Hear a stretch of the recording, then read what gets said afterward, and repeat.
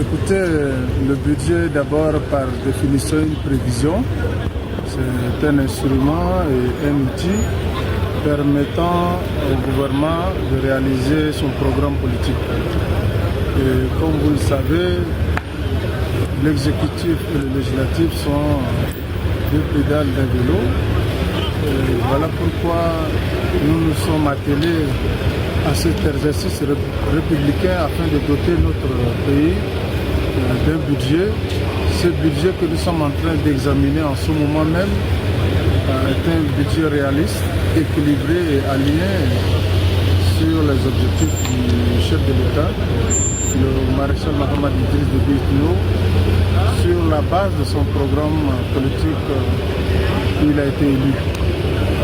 Il y a des innovations dans ce budget, dont notamment la création de e-tax qui permet de maîtriser les recettes fiscales. Il y a également la réduction à hauteur de 50% aux entreprises exerçant dans la zone économique spéciale.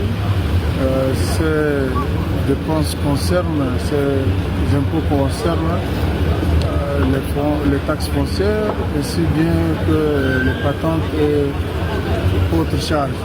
Il y a également des innovations dans les hydrocarbures où tous les produits des hydrocarbures sortis de la raffinerie de Jarmaya sont exonérés de taxes TVA. Donc, à savoir le super et le gasoil. Il y a aussi une innovation allant dans le sens notamment de maximiser les recettes, et ça concerne le transport urbain et interurbain où les bus, tous les véhicules qui sont dans le domaine du transport bénéficient également d'une certaine réduction. Donc voyez-vous, ce budget a été d'abord fait l'objet d'une lettre de cadrage budgétaire qui a été envoyée dans les institutions, et des équipes techniques ont travaillé avec ces différentes institutions. Ensuite, le budget a été envoyé ici même à la commission finances et économie de l'Assemblée nationale, où des auditions ont été menées. Des ministres des départements sectoriels sont passés tour à tour à l'Assemblée pour être auditionnés en fonction du budget à eux alloué. Donc ce budget va se ressentir dans le panier de la ménagère. Il y aura une embellie dans le secteur aussi privé, notamment le PND qui est pris en compte dans ce budget à travers le financement de projets porteurs tels que dans le domaine agricole, dans l'agro-industriel, dans l'agro-business.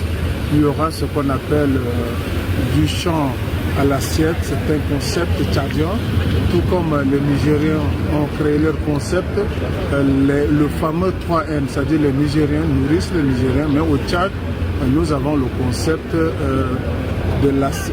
du champ à l'assiette. Donc, voyez-vous, ce budget prend en compte tous les aspects de la vie sociale, économique et politique de notre pays.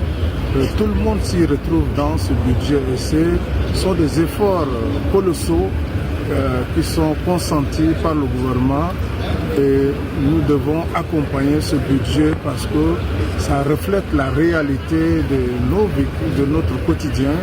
Ça prend en compte le quotidien de Tchad.